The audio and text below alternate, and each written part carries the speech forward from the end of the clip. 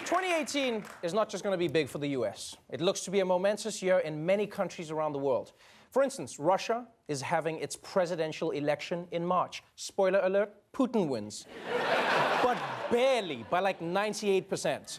And in Iran, they may not have been planning to hold elections, but it doesn't seem like the citizens are willing to wait. And we're following breaking news from Iran, where 12 people have been killed in anti-government protests there. Security forces fought armed demonstrators who tried to take over police stations and military bases. The protests over the government's handling of the economy started Thursday and quickly spread across the country. Several others have been wounded and hundreds have been arrested. You know, I'm not an expert on Iran, but I think if your streets are in such bad shape that you can pick them up and throw them, that's got to be part of the problem. That's part of the problem. Now, these are the largest anti-government protests in Iran since 2009. And in case you're wondering what drove these people into the streets, it wasn't that George Soros was paying them. It was that after the US lifted sanctions on Iran in 2015, the Iranian government promised a big economic boom for everyone.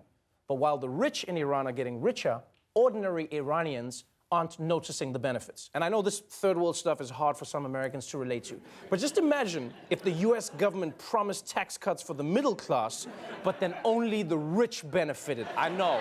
That would never happen, I know. But you know what I mean. Now, obviously, all the world's thoughts are with the people of Iran right now. But I can't say that all of our attention is. North Korea's Kim Jong-un issued a warning to the U.S. during his annual New Year's address. He says the North has a complete nuclear arsenal, and the button is always on his desk, his words. But Kim says he will not use the weapons unless threatened. He struck a more conciliatory tone with South Korea, even suggesting that North Korea may compete in the Winter Games in South Korea next month. No, I'm sorry, I love Kim Jong-un. He's the only guy I know who will threaten nuclear retaliation and RSVP to an event in the same speech. Yeah.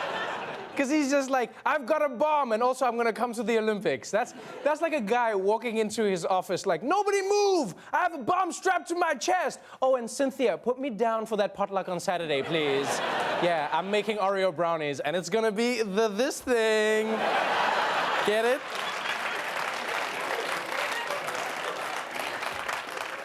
Now, it may not seem like it, but this is a pretty big deal. It's been years since North and South Korea have had diplomatic talks, and now Kim Jong-un wants to join South Korea in the Olympics. So this could be a positive move, although I don't know if I trust little Kim, to be honest. You know, because he's probably going to be like, North and South Korea will compete together in the biathlon. You guys do the skiing, we'll do the shooting. So the big question was, how would Donald Trump react to this development? Would he support the talks? Would he stand tough against Kim Jong-un? What role will the United States play? He says they completed their nuclear forces in North Korea, that he has a nuclear button on his desk. We'll see. We'll see. The president reacted cautiously at his New Year's Eve bash at Mar-a-Lago, telling guests adversaries should take notice. We have some pretty good enemies out there, but step by step, they're being defeated. There's some bad people. Someday, maybe they'll love us. I don't know. Have you ever noticed that when Trump has no idea about something, he just says any crazy thing that pops into his head, and then he adds, I don't know? Which is pretty slick, because then you can never call him out on it. Maybe birds can fly backward when we're not looking. I don't know. I don't know. We'll see. But this is a big deal. North and South Korea now want to come to the table for talks that won't include the United States. And that's the power of Donald Trump.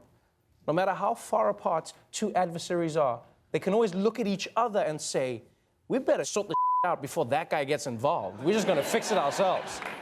So this could be the beginning of peace on the Korea Peninsula, or it could just be America being removed from the global conversation. I don't know, folks. We'll see.